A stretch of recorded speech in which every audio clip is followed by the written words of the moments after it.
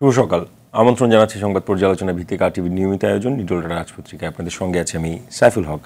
দর্শক, এই অনুষ্ঠানের মাধ্যমে আমরা দেশের উল্লেখযোগ্য জাতীয় দৈনিকের অন্যতম শিরোনামগুলো আপনাদেরকে জানানোর চেষ্টা করি এবং একই সঙ্গে সেই খবরের পেছনের খবরতা নিয়ে বিশ্লেষণ শুনি। সংবাদ বিশ্লেষণে আজ আমাদের সঙ্গে যোগ দিচ্ছেন সিনিয়র সাংবাদিক এম এ আজিজ। জনাব এম এ আজিজ, স্বাগত আপনাকে আমাদের অনুষ্ঠানে।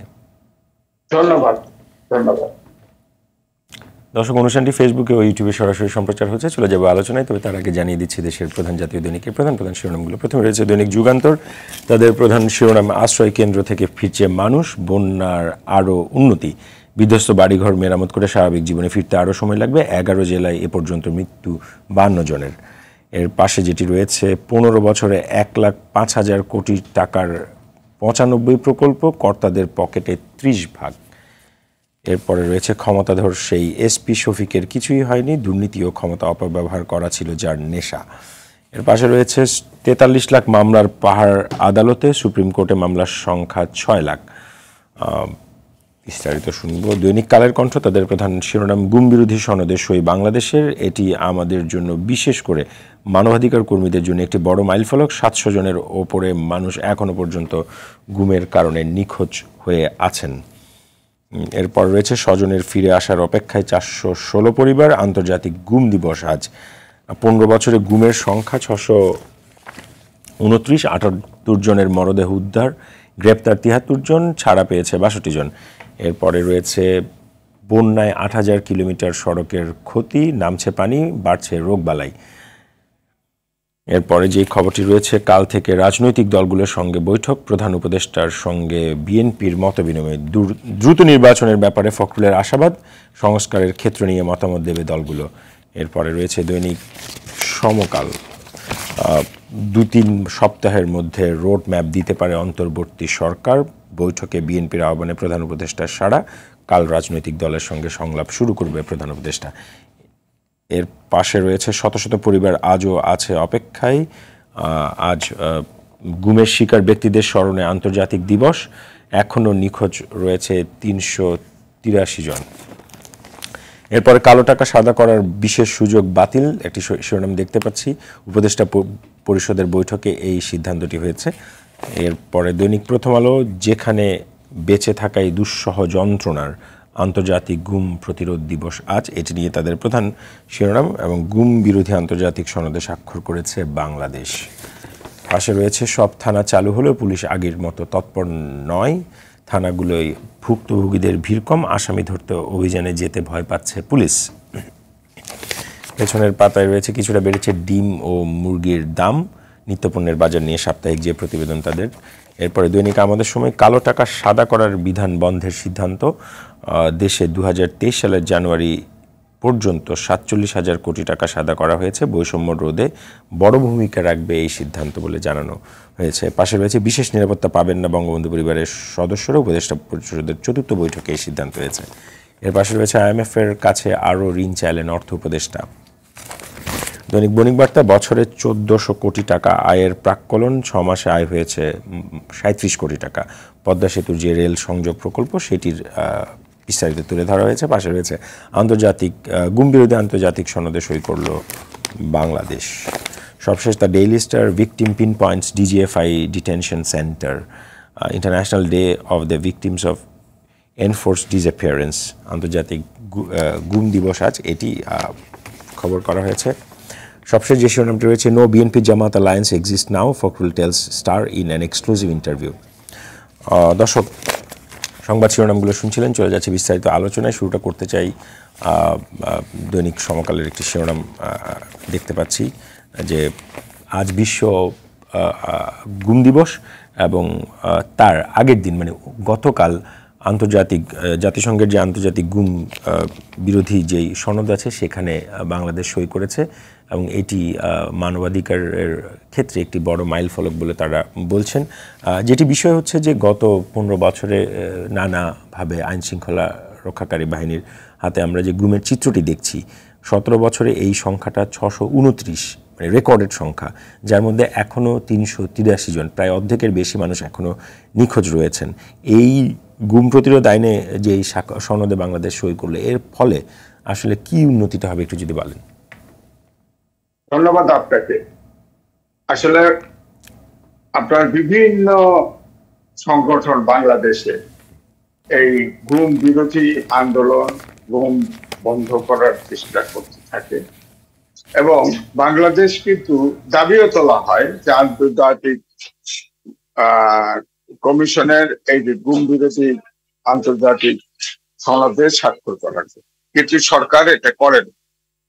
2022 সালে যখন আপনার সুইডেন ভিত্তিক নেত্র নিউজ এই গুম অর্থাৎ গুম করে যে বন্দিশালায় রাখা হয়, এই বন্দিশালা থেকে সচিত্র প্রতিবেদন করেন এবং তারা এটাকে বলে আয়নাঘর। সেখান থেকেই এটার নামকরণ হয়েছে কিন্তু আয়নাঘর। আমরা এরপরে মাস মিডিয়াতে সেগুলো সবসময় দেখি, এখনো দেখি। কি বিভৎস কাহিনী! মানুষ একটা 8 বছর, 10 বছর, 6 বছর এইভাবে রাখা হয়, যেখানে আলো নাই, বাতাস নাই, খাবার নাই, নির্যাতন। কি বিভৎস কাহিনী! একটা মানুষকে সে দুনিয়ার থেকে বিচ্ছিন্ন, সে ভাবতেও পারে নাই আমি বেঁচে থাকবো। এটা বেশিরভাগ দেখা গেছে যে এই 5ই জানুয়ারি যে নির্বাচন জাতীয় সংসদের হয়, এরপরের থেকে এটা একদম মহামারী আকার ধারণ করেছে। তো এখন আইন ও সালিশ কেন্দ্র বলছে 6,629 জন গুম হয়েছে। আর ডিজিটিএফ এর প্রধানের কাছে মায়ের ডাক, না একটু সংখ্যাটা হচ্ছে 629 আইন সালিশি কেন্দ্র। হ্যাঁ, 629। আর মায়ের ডাক আপনার 128 জন বা কত জনের। আর এই গুম হওয়া ব্যক্তির 18 জনের লাশ উদ্ধার হয়েছে এবং মায়ের ডাক আপনার 158 জনের নাম ঠিকানা সহ তালিকা ডিজিটিএফ প্রধানের কাছে জমা দিয়েছে। তো এই হলো আমাদের কাছে তথ্য এ পর্যন্ত। কিন্তু এই যে ধরেন 629 বা 500 বা যাই হোক, আমার কথা হচ্ছে একটি আয়নাঘর থেকে 4-5 জন বন্দী বেরোয় গেছে। সেটা হলো ডিজিটিএফ এর নিচতলায় একটা বন্দিশালা আছে, আয়নাঘর। সেখান থেকে এখন এতগুলো লোক আমরা নানাভাবে মিডিয়ায় নানাভাবে শুনেছি। অনেককে হত্যা করা হয়েছে, অনেককে কোথায় এখন বাংলাদেশে কত জায়গায় এই আয়নাঘর আছে তা আমরা জানি না। এখন পরিবর্তন হয়েছে ছাত্র জনতার আন্দোলনে, সেখানে সেনাবাহিনী অত্যন্ত সহযোগিতা করেছে। এখন সেনাবাহিনীর যে আয়নাঘর, সেখান থেকে যে আপনার এই 4-5 জন বন্দীকে পাওয়া গেল, আর কত লোক ছিল ওখানে, এটা বা কতজন মৃত্যুবরণ করেছে, অন্তত সেখান থেকে সেই তথ্যটা কিন্তু আমরা পাচ্ছি না। এখনো কিন্তু আয়নাঘর সম্পর্কে ধোঁয়াশা। কয়টা আয়নাঘর আছে, কতজন বন্দী আছে, কতজনকে মেরে ফেলা হয়েছে, প্রকৃতপক্ষেই কতজনকে গ্রেপ্তার করা হয়েছে আয়নাঘরে। অর্থাৎ এই যে তাদেরকে গ্রেপ্তার করা হতো, হওয়ার পরে চোখ বেঁধে ফেলা হতো, 2-3 ঘন্টা গাড়িতে ঘুরানো হতো, তারপরে নিয়ে কোন একটা বন্দিশালায় আপনার ঢুকায় দেওয়া হতো। এখন এই যে বন্দিশালা কোথায়, ঢাকা শহরে কোথায় কয়টা আছে বা সারা বাংলাদেশে কোথায় কয়টা আছে আমরা তো জানি না। এটা তো ডিজিডিএফআই মানুষ জানে, দেশের অনেকেই জানে যে এটা আর্মির একটা প্রতিষ্ঠান। আসলে কিন্তু আর্মির প্রতিষ্ঠানটা, আর্মিরা এটা পরিচালনা করে বটে, কিন্তু সরাসরি প্রধানমন্ত্রীর অধীনে এটা প্রধানমন্ত্রীর নির্দেশই বাস্তবায়ন করে। সুতরাং প্রধানমন্ত্রী তো পলাতক। আমার বক্তব্য হচ্ছে যে এই ডিজিটিএফআই প্রধান আপনার এই 2008 সাল থেকে 2007 সাল থেকে যত মানুষ গুম হয়েছে, প্রত্যেকটা ডিজিটিএফআই প্রধানের কাছে একটা বিষয় হলো এখানে আজিজ ভাই একটু যদি উল্লেখ করেন আর কি। একটা আমরা দেখেছি গতকাল সরকার প্রজ্ঞাপনের মাধ্যমে একটা এই গুমের ঘটনা তদন্তের জন্য একটি কমিশন করেছে এবং যেটির ক্ষমতাটা আসলে আদালতের সমতুল্য। তারা চাইলেই যে কোনো ব্যক্তিকে তারা তলব করতে পারবেন এবং বাধ্য করতে পারবেন তাদের আসলে মানে এই যে গুমের ঘটনা তদন্তে কমিশন গঠন এবং একই সাথে এই যে সনদে স্বাক্ষর, এর ফলে একটা এই এই ধরনের ঘটনার রোধের ক্ষেত্রে একটা আমার মনে হয় একটা বড় পদক্ষেপ কিনা? দেখেন, এটা যদি দেশের রাজনীতি যদি পরিবর্তন না আসে, যেমন ধরেন আমাদের সংবিধানে আছে মৌলিক অধিকারের সাথে সাংঘর্ষিক কোনো আইন করা যাবে না, সেই আইন আপনি বাতিল করলে করতে হবে। কিন্তু এই দেশের ধরেন 1974 সালে স্পেশাল পাওয়ার অ্যাক্ট আছে, তারপরে সিকিউরিটি সাইবার সিকিউরিটি অ্যাক্ট আছে, তারপরে ধরেন আন্তর্জাতিক আপনার অপরাধ ট্রাইব্যুনাল আছে, এগুলো তো কালো আইন এক ধরনের, কিন্তু এই আইনগুলো তো করা হয়েছে, আইনগুলো বহাল আছে এবং এই আইনেও এখন বিচারও হবে হয়তো। তো এই যে আমি বলছি যে যতক্ষণ পর্যন্ত রাজনৈতিক কালচার পরিবর্তন চর্চা, গণতন্ত্র চর্চাটা ফিরে আসবে, এই সনদ স্বাক্ষর করলেও ধরেন এই অন্তর্বর্তীকালীন সরকার এই সনদটা স্বাক্ষর করেছে, এটা একটা বাইন্ডিংস, এটা ঠিক, এটা একটা বাইন্ডিংস এবং এটা মানা উচিত, কারণ 193টা দেশ তো জাতিসংঘের সব সনদে স্বাক্ষর করেছে। কিন্তু এই গুমের ব্যাপারে যেহেতু বিগত আওয়ামী লীগ সরকার নিজেরাই গুম করেছে, সুতরাং তারা কিন্তু অনেক সংগঠন দাবি করলেও তারা কিন্তু এই সনদে স্বাক্ষর করে না।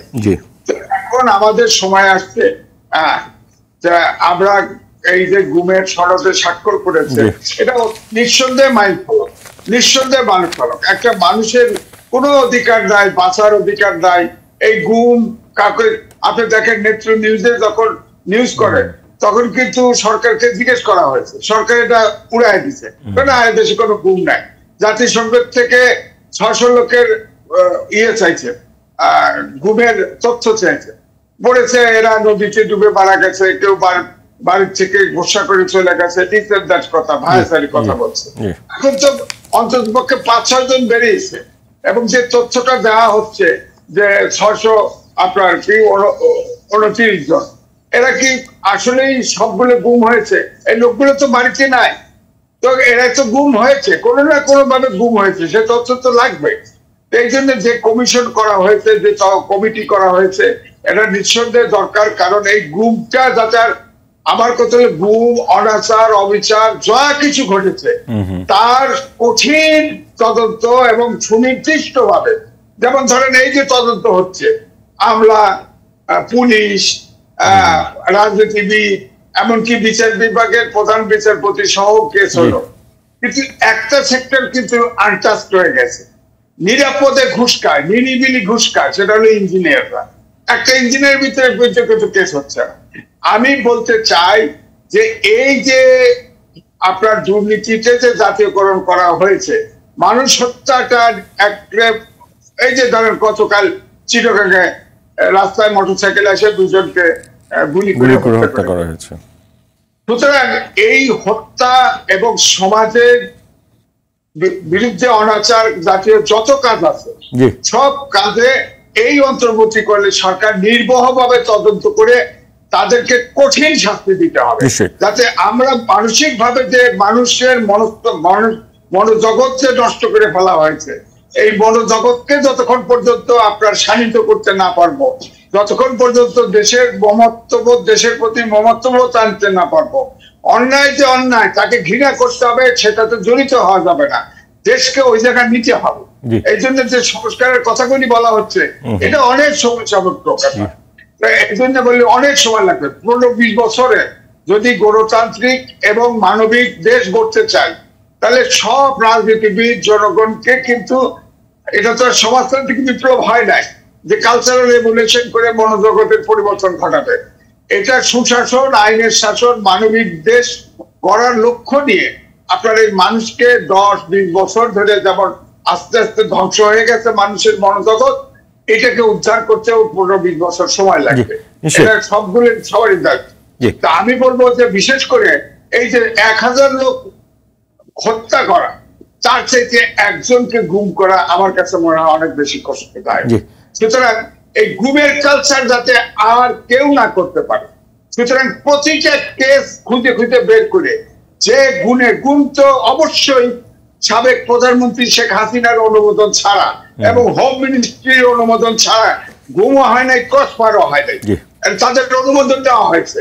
সুতরাং তারা সুপ্রিয়র রেসপন্সিবিলিটি ওই যে আন্তর্জাতিক ট্রাইব্যুনালে তারা অপরাধ ট্রাইব্যুনাল আছে, সেখানে তারা আপনার শর্টকাট বিচার করে কঠিন বিচার করা উচিত, এতে একদম নির্মহ ভাবে, যাতে ভবিষ্যতে এরকম অপরাধ কেউ সংগঠিত করার সুযোগ না পায়।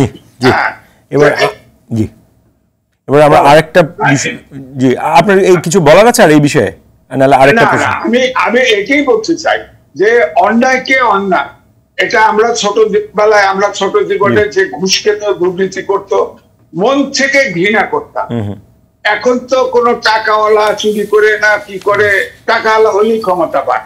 এই কালচার থেকে ফিরে যেতে হবে, অর্থাৎ মানুষের ভিতরে এই মূল্যবোধ তৈরি করতে হবে যে অন্যায়কারী, ঘুষ খোর, দুর্নীতি সে খারাপ লোক। এই মনোভাব জাতির ভিতরে তৈরি না করা পর্যন্ত এই জাতি কিন্তু মানবিক বাংলাদেশ হবে না। আমরা একটু আরেকটা প্রসঙ্গে যেতে চাই। আমরা দৈনিক সমকালে যে খবরটি দেখছি, 2-3 সপ্তাহের মধ্যে রোড ম্যাপ দিতে পারে সরকার।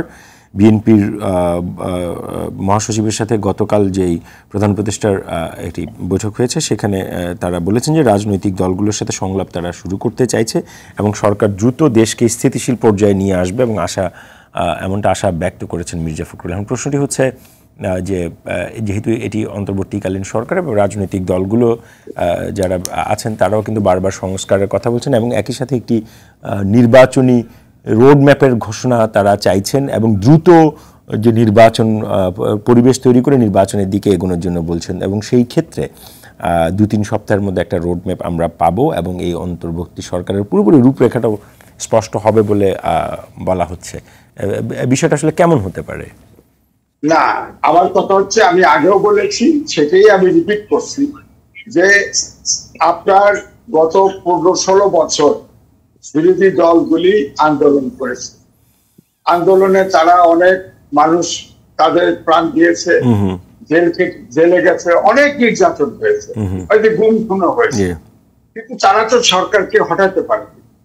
যখন ছাত্ররা সামনে এসে গেছে আন্দোলনে, তাদের সাথে যুক্ত হয়েছে সব বিরোধী দল, সমাজের সর্বস্তরের মানুষ, তখন এই স্বৈরাচারের পতন ঘটেছে।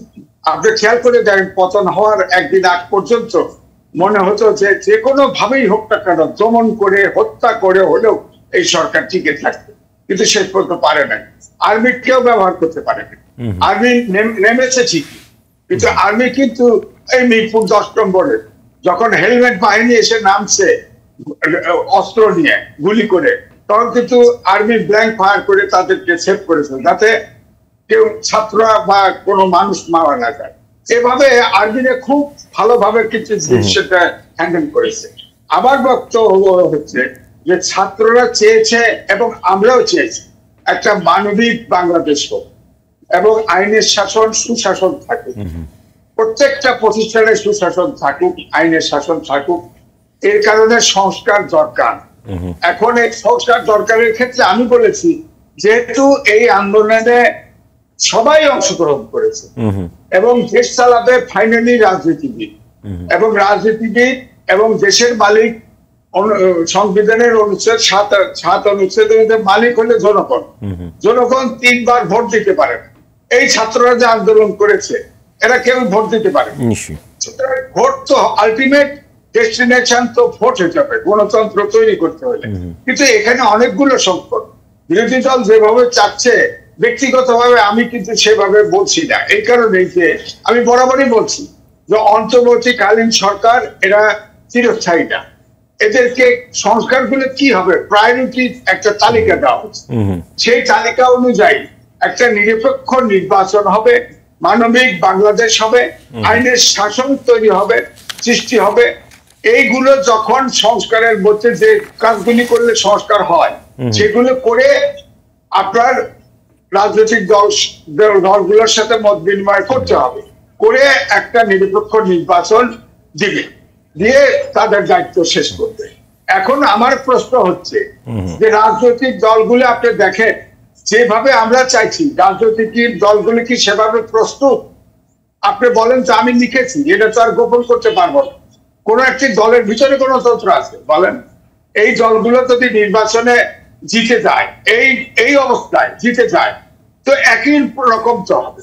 সংবিধানে ধরেন যাওয়াই আছে। সংবিধান স্বৈরাচার তৈরি করে, বিশেষ করে আওয়ামী লীগ, শেখ হাসিনা আপনার 16 বছর 15 বছর ক্ষমতা থাকার পরে আরো বেশি রকম স্বৈরাচার হয়ে গেছে। আপনি দেখেন সংবিধানেই আছে যে যে দল জিতে যায় সেই দলের প্রেসিডেন্ট থাকে যে ব্যক্তি, তিনি সংসদীয় দলের প্রধান হন, তিনি আপনার তার নির্দেশের সেই রকম সেই প্রস্তাবনাগুলো কিন্তু আলোচনায় আসছে। অনেকেই বলছেন যে দলীয় প্রধান যিনি থাকবেন তিনি প্রধানমন্ত্রী হতে পারবেন না, 2 মেয়াদের বেশি প্রধানমন্ত্রী থাকা যাবে না, আনুপাতিক হারে প্রতিনিধিত্বমূলক যে আপনার পদ্ধতিটা সেটি থাকবে, দ্বিকক্ষ বিশিষ্ট সংসদের কথা বলা হচ্ছে। তো অনেকগুলো সংস্কারের কথা কিন্তু এমনি আলোচনায় আসছে এবং এগুলো রাজনৈতিক দলগুলো থেকেও বলছে। যে সবগুলো তো আলোচনায় আসছে, আমিও লিখেছি দ্বিকক্ষ থাকা উচিত। কারণ হলো যে আমাদের সংবিধানেই আছে, বললাম আপনার মানবাধিকার, মৌলিক অধিকারের পরিপন্থী কোন আইন করলে আইন আপনা আপনি বাতিল, কিন্তু সেটা তো কার্যকর হয় না। সুতরাং আবার এই জন্যই দ্বিকক্ষ দরকার, যে ব্যালেন্স থাকার দরকার। ধরেন লোয়ার হাউসে আইন পাস হলো, এটা যতক্ষণ পর্যন্ত আপার হাউস অনুমোদন না করে সেটা আইন হবে না, একটা ব্যালেন্স থাকে। তারপর প্রধানমন্ত্রী, প্রেসিডেন্ট বা অম্বুডসম্যান আছে আপনার সংবিধানে, এভাবে পাওয়ার ব্যালেন্স করা উচিত। তারপরে একটা ব্যক্তি মৃত্যুর আগ পর্যন্ত একটা দলের প্রেসিডেন্ট থাকবেন, আবার একটা মৃত্যুর আগ পর্যন্ত তিনি প্রধানমন্ত্রী থাকবেন, প্রেসিডেন্ট থাকবেন। প্রেসিডেন্ট অবশ্য 2 টার্ম থাকে, তো এরকমই 2 টার্মের বেশি আপনার রাজনৈতিক দলেও থাকা উচিত।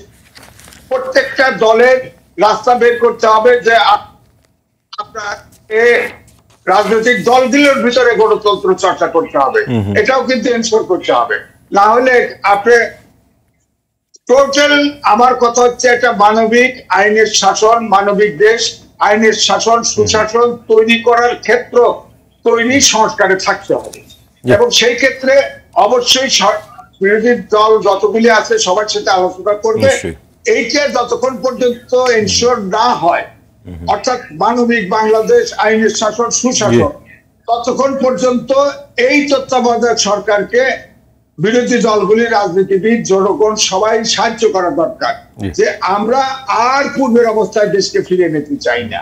আমরা কত একটা নিরপেক্ষ নির্বাচনের ক্ষেত্র তৈরি করা, দেশে আইনের শাসন, সুশাসন, মানবিক বাংলাদেশ গড়ে তোলার পথে নিশ্চয়ই সেই প্রত্যাশা আমরা রাখি। আপনার বিশ্লেষণে আরো শুনবো। একটা বিরতি নিয়ে আসছি দর্শক সমূহ, হলো বিরতির আরো আলোচনা নিয়ে ফিরছি একটু পরে। সে পর্যন্ত আমাদের সাথেই থাকুন।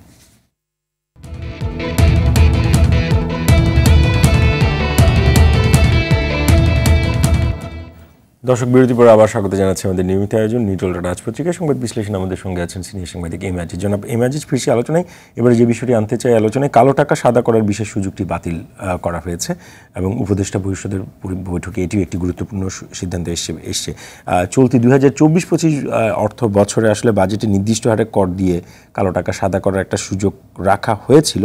তবে যেটি দেখা গেছে, এখানে একটি বৈষম্য আছে। যারা বৈধ করদাতা তাদেরকে প্রায় 25% হারে তাদেরকে কর দিতে হয়, কিন্তু যারা এরকম কালো টাকাকে, তাদের অপ্রদর্শিত আয়কে যারা তাদের ট্যাক্স ফাইল অন্তর্ভুক্ত করে, তাদেরকে কেবল 15% দিয়েই এটা প্রদর্শন করার একটা সুযোগ বিধান বেশ রাখা হয়েছিল।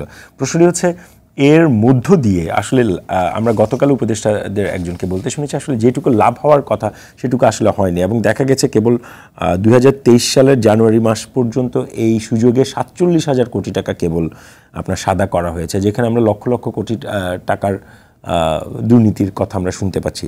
তো এই বিষয়টা যদি একটু বলেন। হ্যাঁ, আপনাকে আবারও ধন্যবাদ। দেখেন, কালো টাকা সাদা, অর্থাৎ কালো টাকা যাদের হয় এটা এক ধরনের দুর্নীতি।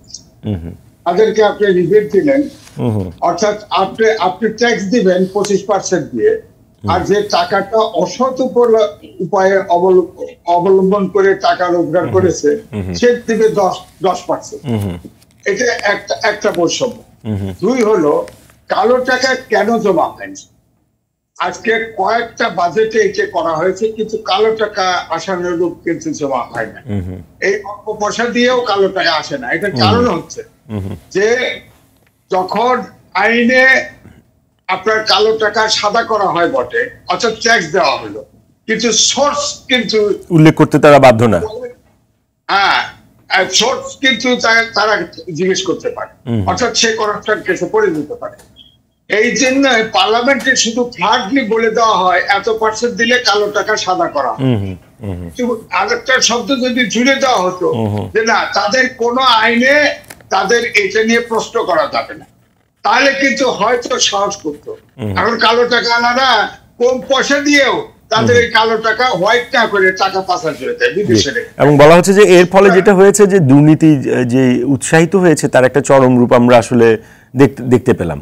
মানে আপনি যখন এই কালো টাকা সাদা করার যে কম ট্যাক্স দিয়ে যে সাদা করার যে চালু ছিল, এটাতে কোনো বেনিফিট আসে না, বরঞ্চ আরো পাচার হয়ে যাওয়াকে উৎসাহিত করা হয়েছে। তারা যখন এইটা দিচ্ছে, এই সুযোগটা না নিয়ে তারা টাকা পাচার করে দিচ্ছে। সুতরাং এটা একটা সঠিক সিদ্ধান্ত, কালো টাকা সাদা করার। সবাইকে ট্যাক্স দিতে হবে, উন্নত দেশ বলেন উন্নত দেশ, সব দেশে ট্যাক্স দেয়, আয় করবে, ট্যাক্স দিবে না কেন? এই যে আপনি দেখেন সমানে মানুষজন, আপনার দুর্নীতি তো জাতীয়করণ হয়ে গেছে, আপনি দেখেন সমানে যাকে ধরা যাচ্ছে তার হাতেই 100 কোটি, যার হাতে ধরা হচ্ছে তার হাতেই 1000 কোটি। মানে দুর্নীতির পরিমাণটা দেখবে, পরিমাণ কত। সুতরাং এই সমাজকে, এই জন্য আগে যেটা বলছিলাম, যে আগে যে আলোচনাটা করছিলাম, যে রোডম্যাপ অন্তর্বর্তীকালীন সরকার দিয়ে একটা নিরপেক্ষ নির্বাচন হয় এবং সঠিক ওই আইনের শাসন, সুশাসন, মানবিক বাংলাদেশ গড়ার পথে দেশটাকে চালু করে দিয়ে নির্বাচন দেওয়া উচিত। সুতরাং আপনি যদি ওপেন হুট করে ইলেকশন দিয়ে দেন, ইলেকশনে যদি যেতে, তাহলে কোনো পরিবর্তন কিন্তু রাজনীতির হলো না। রাজনীতির পরিবর্তনটা, সংস্কারটা আমার বিবেচনায় রাজনৈতিক এই বিচার বিভাগ সংস্কার করবেন, রাষ্ট্রীয় প্রতিষ্ঠানগুলি। রাজনীতি যদি সংস্কার না হয় তাহলে কিন্তু এটা কোনো ফল দিবে না। আজিফ ভাই, গতকাল আমরা দেখেছি আরো একটি সংবাদ, যে অধ্যাপক আলী রিয়াজ, রাষ্ট্রবিজ্ঞানী, উনি যেটি বলেছেন যে আসলে সংবিধান সংস্কার করলে হবে না, পুনর্লিখনেরও দাবি উনি জানিয়েছেন। এই ধরনের অনেকগুলো বিষয় এসছে যেগুলো হয়তো, এটা আমি সমর্থন করি। আমি আগেও বলেছি, আপনি তো বিশ্ববিদ্যালয়ের শিক্ষক, পড়ে দেখেন তো বাংলা এবং ইংরেজি বুঝতে হয়, অনেক কষ্ট করে বুঝতে হয় অনেক জায়গায়। আবার এমনি তো বললামই যে এই সংবিধান তো স্বৈরাচার সৃষ্টি করে। গণতান্ত্রিক দেশের জন্য এই সংবিধান উপযুক্ত নয়, এটাকে অবশ্যই রিরাইট করতে হবে। তারপরে 18টি মেজর সংশোধনী হয়েছে বিভিন্ন সরকার এসে, এই 18টি সংশোধনী যে করেছে তার পক্ষে যায় এমন সংশোধনী করেছে। সুতরাং এটাকে রিরাইট করার প্রয়োজন আছে। এবং ওইটাই বললাম যে মানবিক বাংলাদেশ, সুশাসন, গণতান্ত্রিক দেশ তৈরির জন্য যে সংবিধান দরকার, সর্বত্র পাওয়ার ব্যালেন্স, সুশাসন, যেমন 70 অনুচ্ছেদ আছে, যে পার্টির থেকে তিনি এমপি হবে তার কমান্ডের বাইরে যেতে পারবে না, এগুলো অর্থবিন ছাড়া কেন পারবে না? একটা কালো আইন করা হবে, সেটার বিরোধিতা কেন সংসদ সদস্য করতে পারবে না? সুতরাং এগুলো তো করতে হবে। আর কালো টাকা যেটা হচ্ছে, এটা অত্যন্ত সঠিক। এবং দৈনিক আমাদের সময় যেটি বলছে, গত 15 বছরে এই কালো টাকা সাদা করার সুযোগ দেওয়ার ফলে দেশের অর্থনীতিতে সেই ধসটার এটি একটি অন্যতম কারণ, যে আপনি কালো টাকা সাদা করার সুযোগ দিয়েছেন, সেই টাকা আসলে সাদাও হয়নি, আবার বাইরে চলে গেছে। ফলে ওইটাই আমি বলছি, যে কারণ হচ্ছে কালো টাকা যে সাদা করা, এখানে কিন্তু আইনে শতভাগ প্রোটেকশন দেওয়া হয় নাই। কারণ আপনার টাকা আপনার বস্তার নিচে আছে, চোখে চলে আসে বা ব্যাংকে আছে, সেই টাকা তুলে আপনি ঘোষণা দিয়ে বললেন আমি এই যে 10% টাকা দিয়ে আমি 100 কোটি টাকা দিলাম। তাদের সাথে সে 100 কোটি টাকার সোর্স দিতে হবে। সোর্স দুদক যখন বলবে তোমার সোর্স কই বলো, তখন তো সে ফেসে গেল। এই জন্য 10% না দিয়ে পুরো টাকাটা পাচার করে দেয়। এখন এই যে পাচার করা, এই পাচার করার ব্যাপারে কোনো ব্যবস্থা নেওয়া হয় নাই। কারণ পাচার করে কিভাবে? ওভার ইনভয়েসিং, আন্ডার ইনভয়েসিং, এটা কারা করে? ব্যবসায়ী করে। ওখানে একটা আপনার কাস্টমসের একটা টেবিল থাকে, সেখানে এই ভ্যালুয়েশন ডেস্ক, সেখানে টাকা করি দিয়ে দিয়ে আপনার এই 4-5টা লোক সব পাওয়া যায় না কাস্টমসে। 2 হলো হুন্ডি করে দেয় সেকেন্ড দিয়ে। আপনি বলেন তো এই 16 বছরে একটা হুন্ডি ব্যবসায়ী ধরা পড়ছে কিনা? আমি তো জানি হুন্ডি ব্যবসা, আপনিও জানেন হয়তো। হুন্ডি ব্যবসায়ী একটাও সরকার চেনে না। তারপরে ধরেন টাকা পাচার করছে আপনার বাংলাদেশ ব্যাংকে ইন্টেলিজেন্স ইউনিট আছে, সেখান থেকে প্রায় 200 ব্যক্তির নাম দিয়েছে, কোথায় টাকা সব তথ্য দিয়েছে, হোম মিনিস্ট্রি দিয়েছে, সরকারের কাছে জমা দিয়েছে, সেটা এখনো বাংলাদেশ ব্যাংকে আছে। আরে বাংলাদেশ ব্যাংক থেকে তো টাকা পাচার হয়ে যায়, কি করবেন আপনি? তারপর সব জায়গায় দিচ্ছে, কেউ তো ব্যবস্থা নেয় না। কারণ হচ্ছে গুম, খুন, রাজধানী বলেন, টাকা পাচার বলেন, দুর্নীতি বলেন, এই যে কোনো ভাবেই হোক এই সরকার ক্ষমতায় থাকার জন্য যারা সাহায্য করছে, যে যা করুক এটার ব্যাপারে তেমন কোনো আগ্রহ না দেখে শুধু করতে হবে সেইভাবে কাজ করে। আমরা শেষ দিকে আরেকটি খবর আমরা একটু আলোচনা আনতে চাই, যে দৈনিক সমকাল যেটি করেছে যে কমছে পানি, বাড়ছে লাশ, বন্যায় মৃত্যুর সংখ্যা বেড়ে 52 এবং ফেনীতে একদিনে 15 মরদেহ উদ্ধার করা হয়েছে। বন্যায় ক্ষয়ক্ষতির যেই জানমালের এটিতে একটি দিক, আরেকটি আমরা দেখছি যে অবকাঠামোগত প্রায় 8000 কিলোমিটার রাস্তা ক্ষয়ক্ষতি হয়েছে এবং এখনও অনেক জায়গায় আসলে ত্রাণ কম পৌঁছাচ্ছে, বিশেষ করে নোয়াখালী এবং লক্ষ্মীপুরের দিকে কম যাচ্ছে। তো সব মিলিয়ে আসলে বন্যা পরিস্থিতি, পানি হয়তো কমেছে কিন্তু পানি কমার পরে যে পুনর্বাসনের যে চ্যালেঞ্জটি, সেটি কিন্তু খুবই কঠিন চ্যালেঞ্জ বলে খবরগুলোতে বলা হচ্ছে।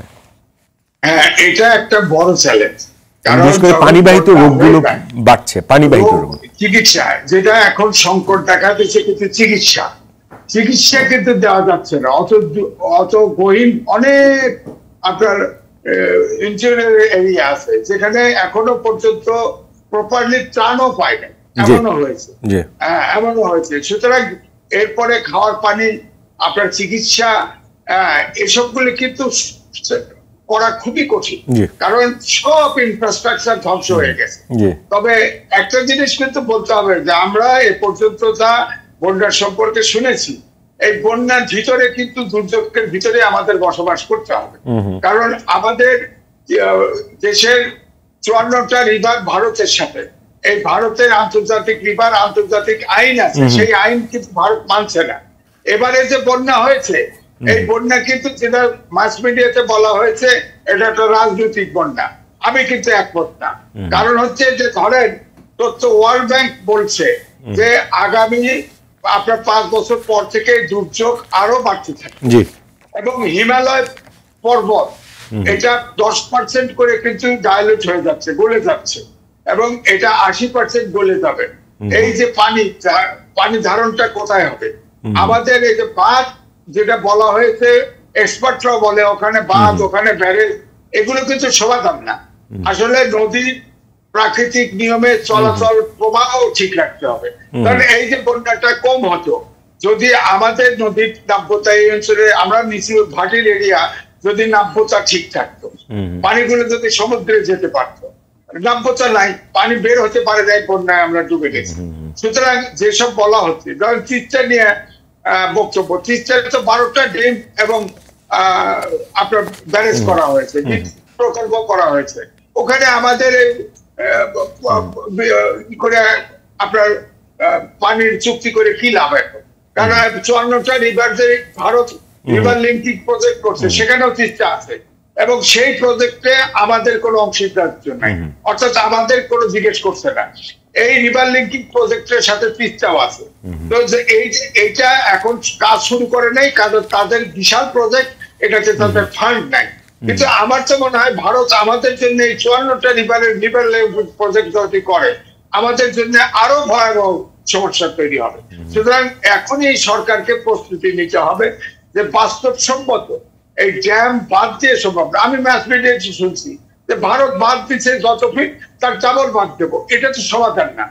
সমাধান হচ্ছে হয় নাব্যতা, আমাদের অঞ্চলের নদীগুলো নাব্যতা ফিরে আনবেন, অথবা আপনার ওই 54টা যে রিভার বাধা, আন্তর্জাতিক রিভারে কোথাও পানির গতিপথ বন্ধ করা যাবে না, চেঞ্জ করা যাবে না। এটাই আন্তর্জাতিক আইন। আইনকে মানতে আপনার ভারতের সাথে কূটনৈতিক তৎপরতা চালাতে হবে, তাহলেই আমরা বাঁচতে পারবো। আপনাকে অসংখ্য ধন্যবাদ আজিব আমাদের সঙ্গে যুক্ত হওয়ার জন্য। দর্শক, নিটলটা আজ পত্রিকা অনুষ্ঠানটি আমরা এখানেই শেষ করছি। অনুষ্ঠানটি প্রতিদিন সকাল 9টায় প্রচারিত হয়, দেখার আমন্ত্রণ রইল। ভালো থাকবেন, সুস্থ থাকবেন আর আরটিভির সঙ্গে থাকবেন। ধন্যবাদ।